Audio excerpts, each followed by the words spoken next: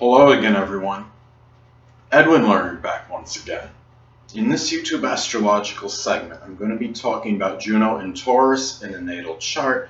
Now, Juno in Taurus, well, in a natal chart, this could indicate that you may need or require a marriage partner or significant other that may have Taurus prominent in his and her chart. And when I say prominent, I mean the sun, moon, or ascendant. But in many cases, it may simply be somebody that embodies Taurus-like characteristics. Now, this could be a person that may be very steady, stable, and steadfast. You often may want stability in a relationship, and to keep in mind that if you have Juno in Taurus in your natal chart, this could also be, you could be somebody that would rather have, I don't want to say boring, but somebody that really is not going to be so much about excitement and variety as far as that marriage partner or significant other may be. It could just be where you want something very steady, very consistent, and dependable from your marriage partner. You may actually like something less exciting, but something that's more predictable, and a person that you can count on in a relationship that will be very loyal and steadfast.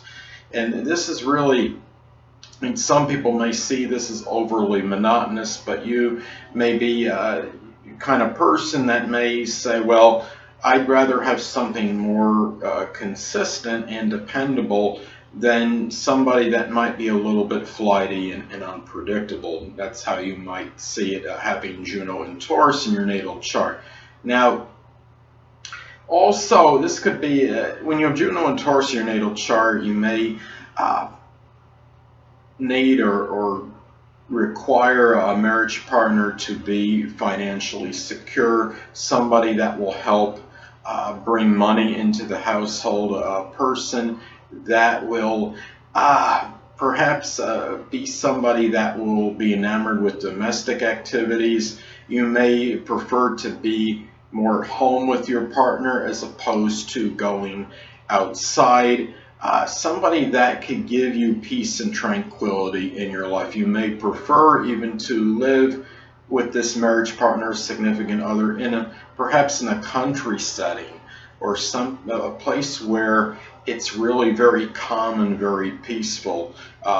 So really, also, you may require a partner or significant other to be a person that's very patient and is not going to become angry at the drop of a hat. Someone that will be a very strong listener and listen to what you have to say, as opposed to somebody that might be more garrulous or very talkative or loquacious. A person that would be more able to sit down with you calmly and listen to certain things that need to be said. And also, on negative side, though, you may wind up attracting somebody that might be obstinate, a little bit unwavering in their viewpoints, and really a person that might be overly set in their ways, and someone that may really have a difficult time stepping outside of the box, so to speak. But at the same time, you also may attract someone that may be very persistent and have good powers of perseverance, being able to bounce back from adversity and being able to stay with certain projects or what have you, even when they're not going according to plan. Someone that may be very self-reliant. And also, when you have Juno in Taurus in your natal chart, this could be a person that you may attract that could have a very strong calming influence on you. So let's say if you have let's say you have something prominent in your chart that indicates a more excitable temperament, such as maybe Gemini and even Leo, that could be high strung. This could actually might be a positive, because Juno in Taurus may be that partner that you obtain, I should say, that could put that calming influence on you, could help calm your nerves, so to speak. So I think in that sense that could be very positive for somebody. Let's say, as I stated before, it could have Gemini or Leo prominent in their chart, say Sun, Moon, or Ascendant in one of those signs. Now, also, this could be a person that you attract that may give you certain stability, help give you financial security, and really, and also a person that comes through on what they say, somebody that could be very reliable and dependable. And also, you may attract somebody that might be very stolid as well.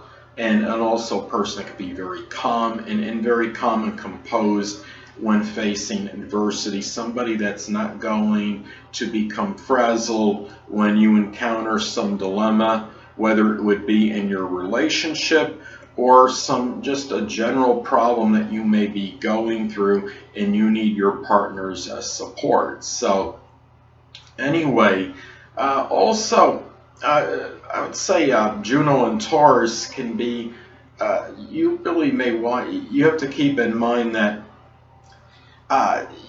you may require somebody that would really that you really want to come through for you, and really you could become very despondent if you're let down, and perhaps more so than the other Juno sign placements, because with Juno and Taurus, it indicates you may require or need that person that will really strongly come through on what he or she says they're going to do, because Taurus is a sign, of course, associated with dependability and reliability.